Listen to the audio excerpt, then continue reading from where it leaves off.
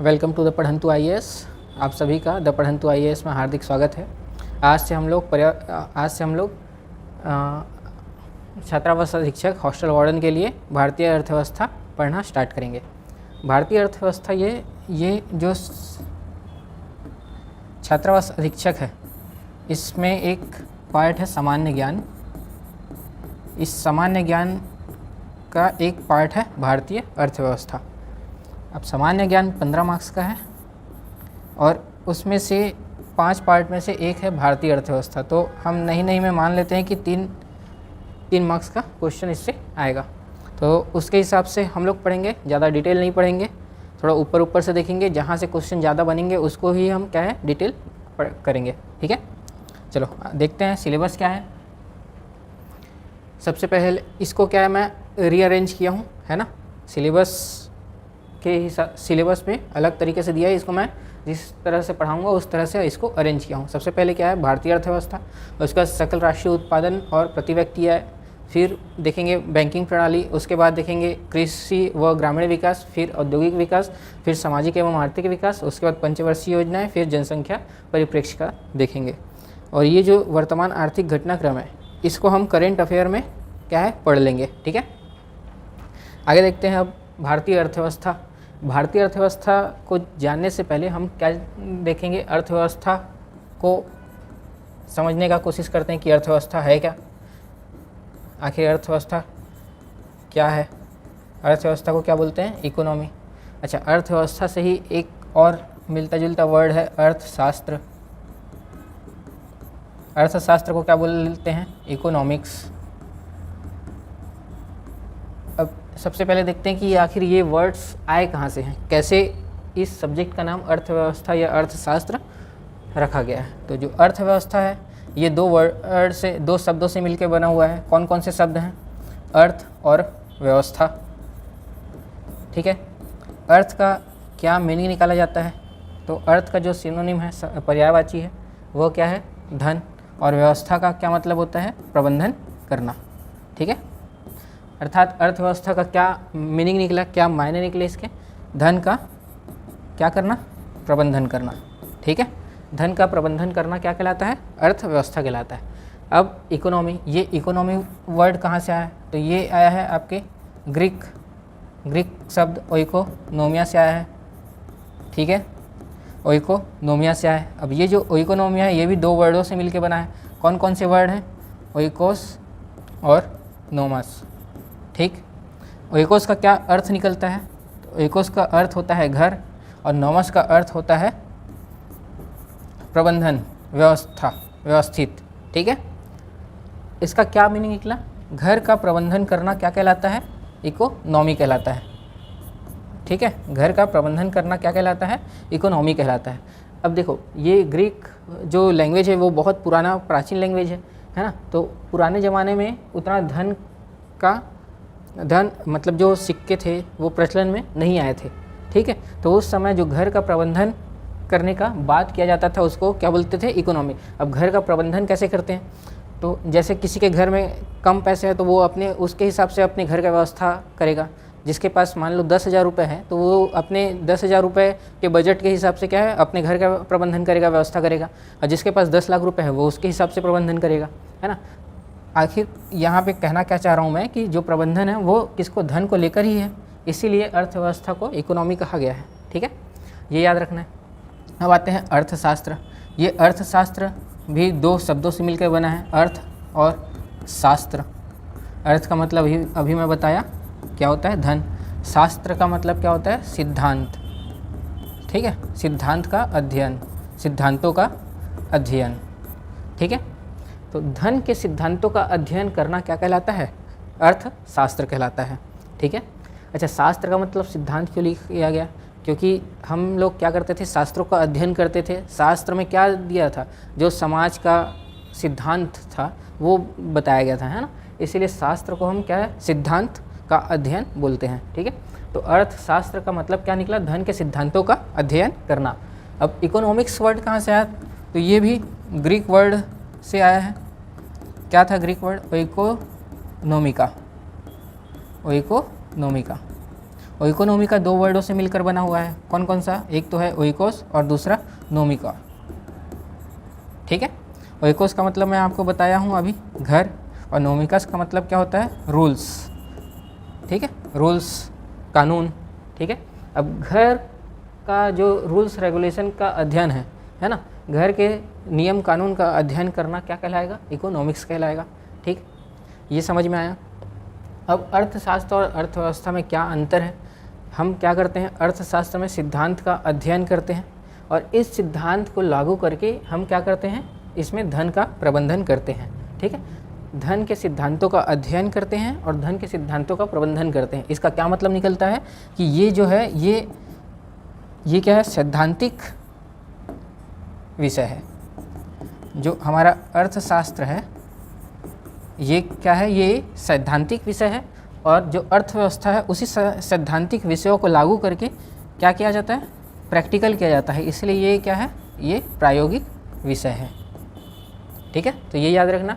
अगर आपको ऑप्शन में देगा कि इनमें से कौन सा शब्द या कौन सा विषय सैद्धांतिक है, ऑप्शन में दे देगा अर्थशास्त्र, दूसरा ऑप्शन अर्थव्यवस्था, तीसरा दोनों और चौथा इनमें से कोई नहीं, तो आपको टिक मारना है कौन सा? अर्थशास्त्र। ठीक है, अब कुछ और इनमें इम्पोर्टेंट जो महत्वपूर्ण बात है, महत्वपूर्ण तथ्य है वो देख लेते हैं। महत्वपूर्ण तथ्य क्या है? सबसे पहले कि अर्थशास्त्र के जनक कौन है? अर्थशास्त्र के जनक, अच्छा अर्थशास्त्र है नहीं, आधुनिक अर्थशास्त्र के जनक कौन है?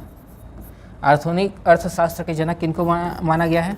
एडम स्मिथ को माना गया है। किनको माना गया है? एडम स्मिथ को माना गया है। इनकी बुक आई थी 1776 में। बुक का नाम क्या था? Wealth of the nation. ठीक है, वेल्थ ऑफ द नेशन। इस बुक में क्या लिखा हुआ था? इस बुक में अर्थशास्त्र को एडम स्मिथ ने क्या बोला था? धन का विज्ञान माना है। ठीक है, इस बुक के हिसाब से एडम स्मिथ ने अर्थशास्त्र को क्या बोला है? धन का विज्ञान कहा है। ठीक है, अब चलो ठीक है, ये तो आधुनिक अर्थशास्त्र के जनक है विश्व स्तर पे। भारत में कौन है? भारत में जो अर्थशास्त्र के जनक किनको माना गया है? अर्थशास्त्र के जनक किनको माना गया है? तो वो कौन है? कौटिल्य। कौटिल्य को और क्या बोलते हैं? चाणक्य। ठीक है, एक और नाम है इनका, क्या है? विष्णुगुप्त। ठीक है, ये आपको याद रखना है। अगर एग्ज़ाम में पूछा कि भारत में अर्थशास्त्र के जनक इनमें से कौन है करके, और ऑप्शन में दे दिया विष्णुगुप्त और आपका और ABC कोई सा नाम दे दिया, तो आप ध्यान रखिएगा कि यहाँ पे विष्णुगुप्त ही कौन है? चाणक्य हैं। तो कंफ्यूज मत होइएगा, ये 3 नाम आपको रटे होने चाहिए। ठीक है, अच्छा अब आधुनिक अर्थव्यवस्था, आधुनिक भारत के अर्थव्यवस्था के जनक या अर्थशास्त्र के जनक किनको माना गया है? तो किनको माना गया है? PV नरसिम्हा राव जी को माना गया है। ठीक है, PV नरसिम्हा राव जी को माना गया। ये कौन थे? ये 1991 से लेकर 1996 तक भारत के PM रहे हैं और इन्हीं के कार्यकाल में 1991 में क्या हुआ था? LPG रिफॉर्म आया था। ठीक है, लिबरलाइजेशन, प्राइवेटाइजेशन, ग्लोबलाइजेशन, उदारीकरण, निजीकरण और वैश्वीकरण। ठीक है, इतना चीज़ आपको याद रखना है। अब आगे देखते हैं। अभी तक हम लोग अर्थव्यवस्था, अर्थशास्त्र के बारे में जान गए। अब हमको आगे देखना है कि अर्थव्यवस्था होता क्या है। तो अर्थव्यवस्था क्या है? धन का प्रबंधन करना ही क्या कहलाता है? अर्थशास्त्र का अर्थव्यवस्था कहलाता है, ये मैं बताया आपको। और एक क्या परिभाषा निकलता है? अर्थव्यवस्था वह संरचना है जिसके अंतर्गत आर्थिक गतिविधियों का क्या किया जाता है? संचालन किया जाता है। आर्थिक गतिविधियाँ क्या होती है? देखो, गतिविधि 2 प्रकार की होती है। एक आर्थिक गतिविधि होती है, एक अनार्थिक गतिविधि होती है। अनार्थिक गतिविधि क्या होती है? जिसमें पैसे का, धन का लेन देन नहीं होता है। ठीक है, धन का लेन देन किस में नहीं हो रहा है? जैसे आपके माता पिता आपसे प्यार करते हैं, उसमें धन का कोई लेन देन नहीं होता है ना, उसमें प्रेम का लेन देन है, इसलिए वो क्या है? एक अनार्थिक गतिविधि है। आर्थिक गतिविधि में क्या आएगा? जिसमें धन का लेन देन होता है ना, धन का निवेश किया जाता है। तो ऐसा क्या है? तो किसी भी वस्तु या सेवा का उत्पादन करना, उसका विनिमय करना, वितरण करना, ठीक, उपभोग करना या धन का उत्पादन करते टाइम निवेश करना, राजस्व वितरण में, ठीक है, राजस्व एकत्रण में, ये सब क्या कहलाएंगी? आर्थिक गतिविधियाँ कहलाएंगी। ठीक है, तो समझ में आया अर्थव्यवस्था क्या है? एक संरचना है जिसके अंतर्गत क्या करते हैं? आर्थिक गतिविधियों का संचालन किया जाता है। अब अर्थव्यवस्था बोला है तो अर्थव्यवस्था के अपने कोई मायने नहीं होते हैं। ठीक है, यहाँ लिखा हुआ है अर्थव्यवस्था के अपने कोई मायने नहीं होते हैं जब तक कि अर्थव्यवस्था के सामने कोई क्षेत्र का नाम ना जुड़ जाए। जैसे ही क्षेत्र का नाम जुड़ जाएगा तो उस अर्थव्यवस्था, उसका मायने, उसका अर्थ निकल के आगे आता है। जैसे कि देखो अर्थव्यवस्था लिखा हुआ है पर इसके पहले हम क्या लगा दिए? भारतीय। तो भारतीय अर्थव्यवस्था हो गया। उसके बाद अमेरिकी अर्थव्यवस्था, छत्तीसगढ़ की अर्थव्यवस्था, चीन की अर्थव्यवस्था, पाकिस्तान की अर्थव्यवस्था, बांग्लादेश की अर्थव्यवस्था, नेपाल की अर्थव्यवस्था, रायपुर की अर्थव्यवस्था, ये सब क्या है? ये अर्थव्यवस्था को एक मायने देते हैं, एक अर्थ देते हैं। ठीक है, अब देखते हैं अर्थव्यवस्था के क्षेत्र। अर्थव्यवस्था के मुख्य रूप से 3 क्षेत्र होते हैं, पर अभी हाल के समय में अर्थव्यवस्था के 5 क्षेत्रों के बारे में वर्णन किया गया है। कौन कौन से 5 क्षेत्र हैं? तो पहला है प्राइमरी क्षेत्र, ठीक है, उसको इंग्लिश में क्या बोलते हैं? Primary sector. दूसरा है द्वितीयक क्षेत्र, सेकेंडरी सेक्टर। तीसरा है तृतीयक क्षेत्र, टर्सरी सेक्टर। उसके बाद चौथा है आपका क्वाटरनरी सेक्टर, चतुर्थक क्षेत्र। पांचवा है क्वीनरी सेक्टर, क्या? पंचम क्षेत्र। ठीक है, चलो इसको लाइन से हम लोग देखते हैं। पहला क्या है? प्राथमिक क्षेत्र, प्राइमरी सेक्टर। तो प्राइमरी सेक्टर किसको बोलते हैं? ऐसे क्षेत्र जिसमें हम प्राकृतिक उत्पाद, प्रकृति से जो प्राप्त संसाधन होते हैं उसको हम एज अ उत्पाद, एज अ प्रोडक्ट हम क्या है? यूज़ करते हैं, उसको क्या बोलेंगे? प्राथमिक क्षेत्र। अब ऐसे कौन कौन से होते हैं?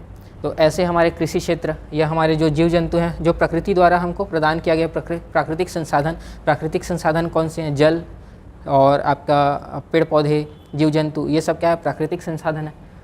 इसके एग्जाम्पल क्या हो जाएंगे? कृषि और कृषि से संबंधित क्षेत्र। कृषि से संबंधित क्षेत्र क्या हो गया? पशुपालन, है ना, पशुपालन, मछली पालन, बकरी पालन, भेड़ पालन या डेयरी प्रोडक्ट, जो डेयरी होता है उसका दिए, वानिकी, फॉरेस्ट्री, खनन एवं उत्खनन, माइनिंग या क्वेरिंग या एक्सकेवेशन बोला जाता है। अच्छा, दोनों में क्या डिफरेंस है खनन और उत्खनन में?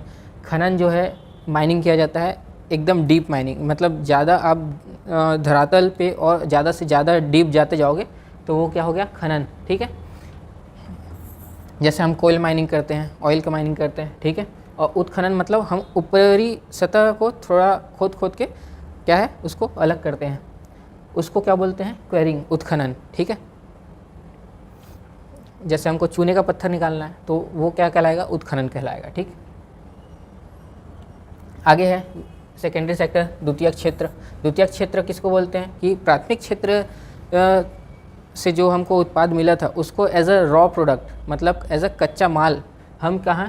हम सेकेंडरी सेक्टर में यूज़ करते हैं।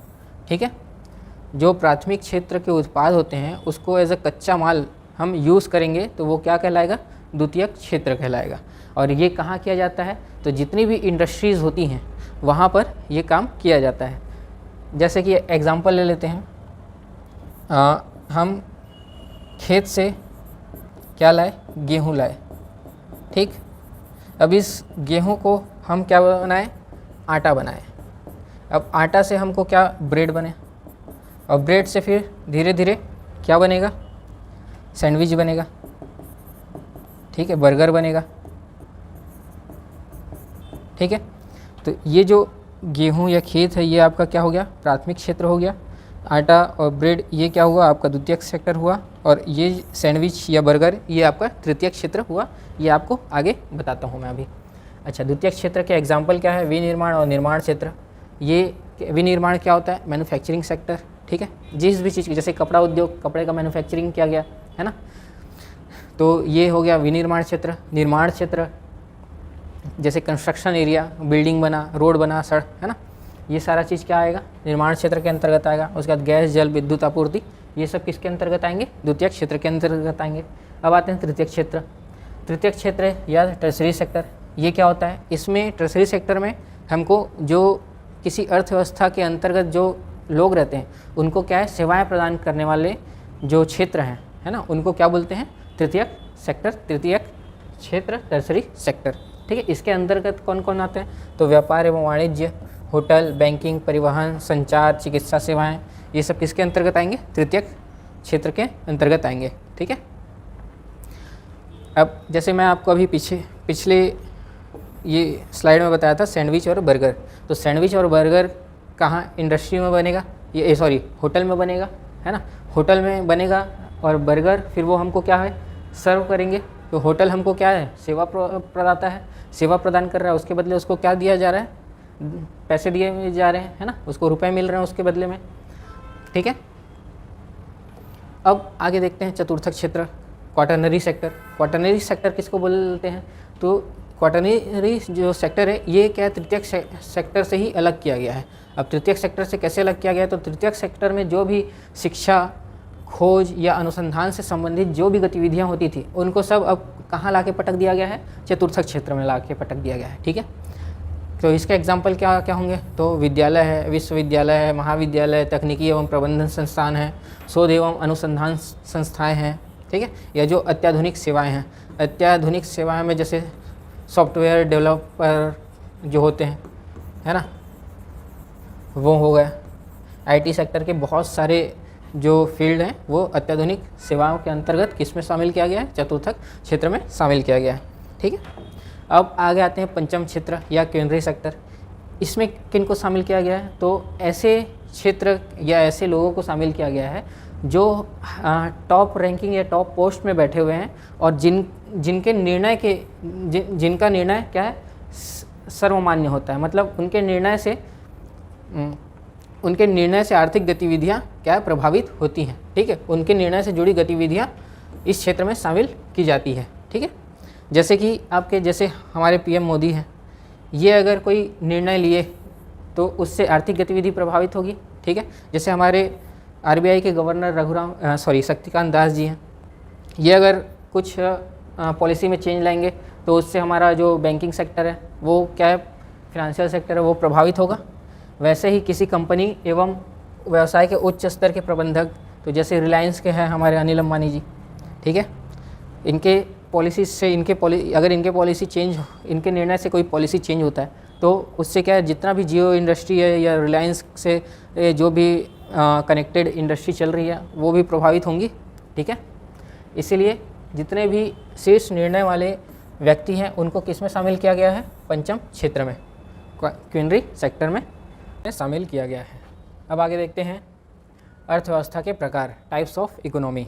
टाइप्स ऑफ इकोनॉमी कितने प्रकार के होते हैं? तो ये बहुत सारे प्रकार के होते हैं। इनमें जो मुख्य प्रकार के हैं वो कौन कौन से हैं? तो पहला है स्वामित्व के आधार पर, दूसरा है संगठन के आधार पर, विकास के आधार पर, निर्भरता के आधार पर, वैश्विक संबंधों के आधार पर, क्षेत्रों की भूमिकाओं के आधार पर अर्थव्यवस्था को बांटा गया है। ठीक है।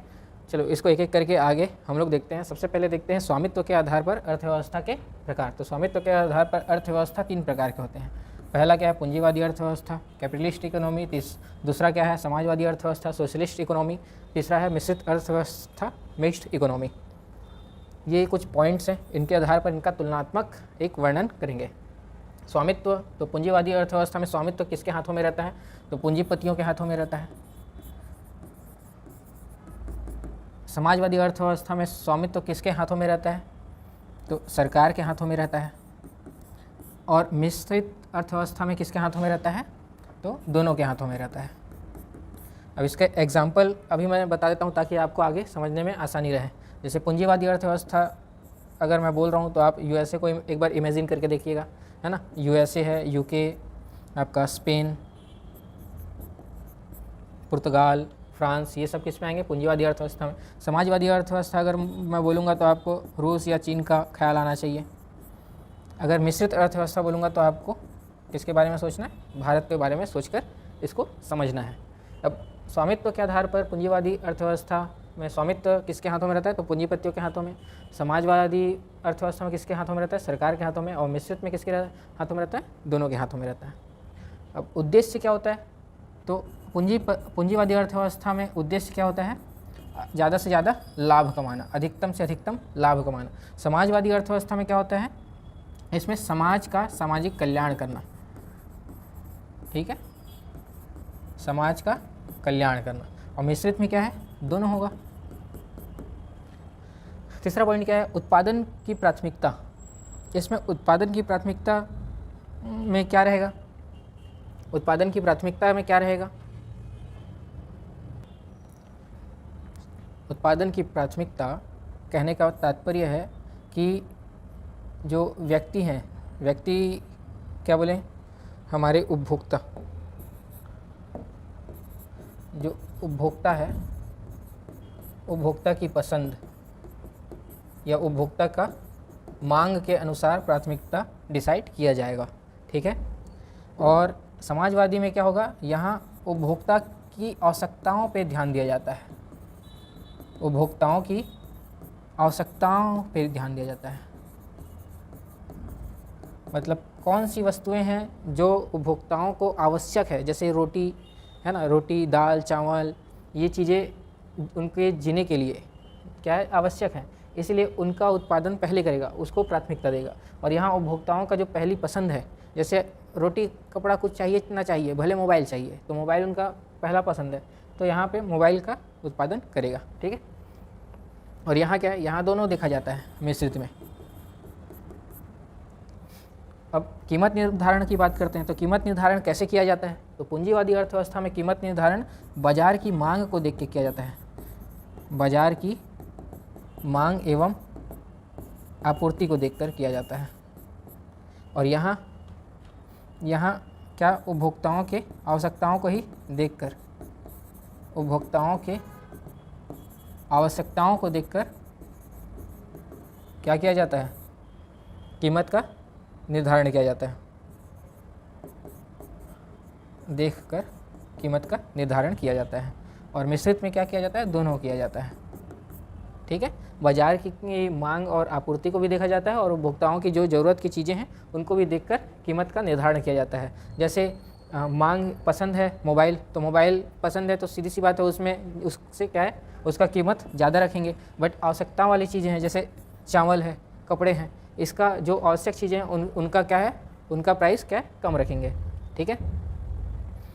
ये हो गया आपका पूंजीवादी अर्थव्यवस्था, समाजवादी अर्थव्यवस्था और मिश्रित अर्थव्यवस्था। किसके आधार पर है ये, स्वामित्व के आधार पर रखा गया है। आगे देखते हैं संगठन के आधार पर अर्थव्यवस्था कितने प्रकार के होता है, तो 2 प्रकार के होते हैं। कौन कौन सा, संगठित अर्थव्यवस्था और दूसरा है असंगठित अर्थव्यवस्था।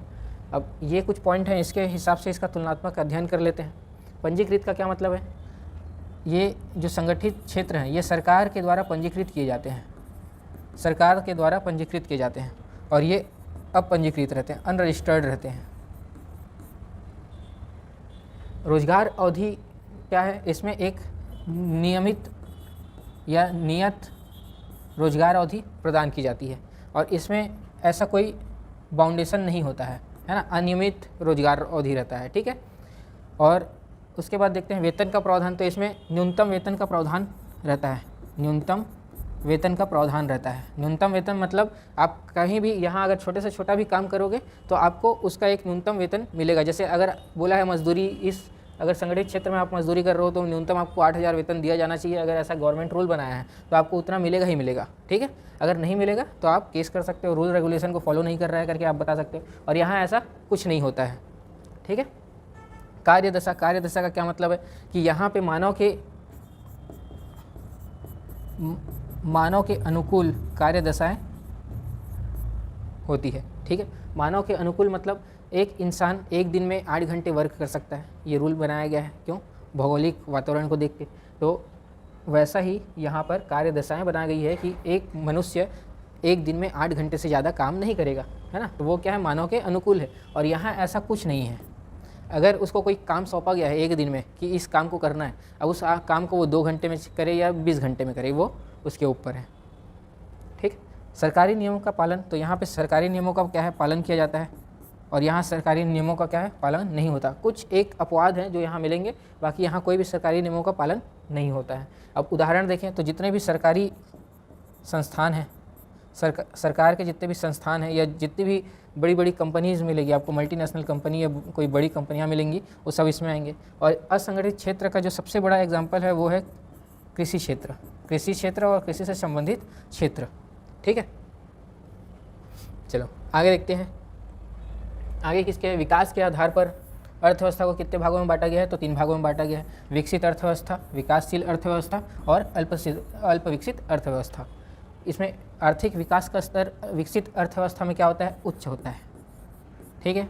विकासशील अर्थव्यवस्था में जो आर्थिक विकास का स्तर क्या होता है? मध्यम रहता है। और मध्यम का अर्थ क्या निकला? तो ऐसा अर्थव्यवस्था जो क्या है? विकसित अर्थव्यवस्था बनने के लिए तत्पर है, उसको क्या बोलते हैं हम? विकासशील अर्थव्यवस्था। अल्प विकसित में क्या होता है? ये न्यूनतम होता है, ठीक है। क्या न्यूनतम होता है? आर्थिक विकास का स्तर न्यूनतम या बहुत कम होता है। अब प्रति व्यक्ति आय के हिसाब से विश्व बैंक है जो कैटेगराइज किया है, वर्गीकृत किया है विश्व बैंक किसको? प्रति व्यक्ति आय के हिसाब से। जिस अर्थव्यवस्था में 12,695 US डॉलर से अगर किसी का सैलरी प्रति व्यक्ति आय अधिक है तो वो विकसित अर्थव्यवस्था वाला देश कहलाएगा। और जिस अर्थव्यवस्था में 4,095 से लेके 12,695 US डॉलर प्रति व्यक्ति आय है, उसको क्या बोलेंगे? उसको हम क्या बोलेंगे? उच्च विकासशील अर्थव्यवस्था बोलेंगे, उच्च विकासशील अर्थव्यवस्था बोलेंगे। और ऐसा अर्थव्यवस्था जहां प्रति व्यक्ति आय 1,046 से लेकर 4,095 हो US डॉलर हो, उसको क्या बोलेंगे? निम्न विकासशील वाला अर्थव्यवस्था बोलेंगे, निम्न विकासशील अर्थव्यवस्था वाला देश। और ऐसे कंट्री जिनकी आय 1,046 US डॉलर से 1,046 US डॉलर से कम हो, उसको क्या बोलेंगे? अल्प विकसित अर्थव्यवस्था वाला देश बोलेंगे, ठीक है। इसके उदाहरण क्या होंगे? तो जैसे USA हो गया, UK हो गया। विकासशील मतलब भारत हो गया, और भारत निम्न विकासशील अर्थव्यवस्था वाला देश होता है। चीन उच्च विकासशील अर्थव्यवस्था वाला देश है। आपका मोस्टली अफ्रीकन कंट्रीज़ के जो देश हैं, है ना, अफ्रीका जो कॉन्टिनेंट है, अफ्रीका महाद्वीप के जो देश हैं, जैसे बुरुंडी है, चाड है, नाइजर है, ये सब क्या है? ये अल्प विकसित अर्थव्यवस्था वाले देश में आते हैं, ठीक है। अब आगे देखते हैं क्षेत्रों की भूमिका के आधार पर कितने भागों में बांटा गया है? तो 3 भागों में बांटा गया है। क्या क्या है? कृषक अर्थव्यवस्था, औद्योगिक अर्थव्यवस्था और सेवा अर्थव्यवस्था। कृषक अर्थव्यवस्था किसको बोलेंगे? ऐसा अर्थव्यवस्था जहां प्राथमिक क्षेत्र का योगदान 50% या 50% से ज़्यादा हो, उसको क्या बोलेंगे? कृषक अर्थव्यवस्था वाला देश बोलेंगे। क्या बोला मैं? ऐसी अर्थव्यवस्था वाला कंट्री जहां प्राथमिक क्षेत्र का योगदान 50% या 50% से ज़्यादा हो, उसको क्या बोलेंगे? कृषक अर्थव्यवस्था वाला क्षेत्र बोलेंगे। ऐसी अर्थव्यवस्था जिसका द्वितीय क्षेत्र का योगदान 50% या 50% से क्या हो? ज़्यादा हो, उसको क्या बोलेंगे? उस अर्थव्यवस्था वाले देश को क्या बोलेंगे? औद्योगिक अर्थव्यवस्था वाला देश बोलेंगे। ऐसी अर्थव्यवस्था जहाँ तृतीय क्षेत्र का योगदान 50% या 50% से क्या हो? ज़्यादा हो, उसको क्या बोलेंगे हम लोग? सर्विस इकोनॉमी, सेवा अर्थव्यवस्था। इनके उदाहरण क्या होंगे? कृषक अर्थव्यवस्था, तो ये भारत जब आज़ाद हुआ, आज़ादी के समय का जो भारत था वो क्या था? कृषक अर्थव्यवस्था वाला भारत था। औद्योगिक अर्थव्यवस्था इसमें जो आएगा तो सबसे बड़ा एग्जाम्पल है चीन। सेवा अर्थव्यवस्था, तो जो वर्तमान का भारत है ये क्या है? सेवा अर्थव्यवस्था वाला देश है, ठीक है। क्यों है? क्योंकि भारत का जो अर्थव्यवस्था है उसमें 50% या उससे ज़्यादा सर्विस इकोनॉमी का योगदान है, सर्विस सेक्टर का योगदान है, ठीक है। अब आगे देखते हैं निर्भरता के आधार पर कितने भागों में बांटा गया? तो निर्भरता के आधार पर 3 भागों में बांटा गया। पहला है आत्मनिर्भर अर्थव्यवस्था, दूसरा निर्भर अर्थव्यवस्था और तीसरा परस्पर निर्भर अर्थव्यवस्था। आत्मनिर्भर अर्थव्यवस्था किसको बोलेंगे? ऐसी अर्थव्यवस्था जिसमें वस्तु एवं सेवाओं का उत्पादन क्या है? घरेलू रूप से किया जाए, ठीक है। मतलब घर में मौजूद संसाधन का ही उपयोग करके घर के अंदर ही किया जाए, मतलब किसी देश के संसाधन का यूज़ करके देश के अंदर ही उत्पादन करना, किसका? वस्तु एवं सेवा का। क्या कहलाएगा? वो आत्मनिर्भर अर्थव्यवस्था वाला देश कहलाएगा। और जस्ट इसका अपोजिट करना है, संसाधन की उपस्थिति होने के बावजूद भी अगर वो प्रोडक्शन नहीं कर पा रहा है तो वो क्या है? एक निर्भर कंट्री वाला देश है, ठीक है, निर्भर अर्थव्यवस्था वाला देश है। और परस्पर निर्भर का क्या मतलब है? अगर कोई सा वस्तु या सेवा दे रहे हैं, अब जैसे हम मोबाइल बनाते हैं तो सेमीकंडक्टर के लिए हम क्या है? वियतनाम ताइवान के ऊपर डिपेंडेंट है ना, पर यहाँ मैन्युफैक्चरिंग होता तो है, तो हम क्या है, ताइवान और भारत एक दूसरे के ऊपर क्या है, परस्पर निर्भर वाले अर्थव्यवस्था है। ठीक है। उसके बाद संसाधन की उपलब्धता। संसाधन की उपलब्धता से क्या मतलब है कि पर्याप्त मात्रा में संसाधन उपलब्ध हुए, पर्याप्त मात्रा में पूंजी या संसाधन उपलब्ध हैं, तो वो क्या कहलाएगा, आत्मनिर्भर अर्थव्यवस्था वाला देश। और अभाव रहा किसका, पूंजी या संसाधन का अभाव रहा, तो वह क्या है, दूसरे के ऊपर डिपेंडेंट रहेगा, तो उसको क्या बोलेंगे, निर्भर अर्थव्यवस्था। ठीक है, निर्भर अर्थव्यवस्था, या इसको क्या बोल सकते हैं हम लोग, आश्रित अर्थव्यवस्था बोल सकते हैं। और नागरिकों की आवश्यकता की पूर्ति, इसका क्या मतलब है कि ऐसा देश जो अपने नागरिकों की आवश्यकताओं की पूर्ति क्या है, करता हो, है ना, करने में समर्थ हो, मतलब ऐसा कंट्री, ऐसा अर्थव्यवस्था जो अपने नागरिकों की आवश्यकता की पूर्ति करने में सक्षम हो, उसको क्या बोलेंगे, आत्मनिर्भर अर्थव्यवस्था वाला देश। और जो सक्षम ना हो, अक्षम हो, उसको क्या बोलेंगे, आश्रित अर्थव्यवस्था या दूसरे को डिपेंडेंट इकोनॉमी बोलेंगे। ठीक है। अब लास्ट व्यवस्था है कि वैश्विक अर्थव्यवस्था। वैश्विक संबंधों के आधार पर अर्थव्यवस्था कितने पार्ट में है, डिवाइडेड है, तो 2 भाग में डिवाइडेड है। पहला क्या है, ओपन इकोनॉमी, और दूसरा है क्लोज्ड इकोनॉमी। ओपन इकोनॉमी में क्या होता है, आयात और निर्यात पॉसिबल है। ठीक है। क्लोज्ड इकोनॉमी में आयात और निर्यात पॉसिबल नहीं होता है। इसमें क्या है, इसमें दूसरे राष्ट्रों से आर्थिक संबंध बनते हैं, और क्लोज्ड इकोनॉमी में क्या है, आर्थिक संबंध क्या है, नहीं बनते हैं। और इसके उदाहरण हैं, तो अभी प्रेजेंट में, वर्तमान में जितनी भी कंट्री हैं, जितने भी देश हैं, वो सब क्या है, ओपन इकोनॉमी, खुली अर्थव्यवस्था के अंतर्गत आएंगे। और क्लोज्ड इकोनॉमी में आज के समय में कोई नहीं है। कई लोग यहाँ पर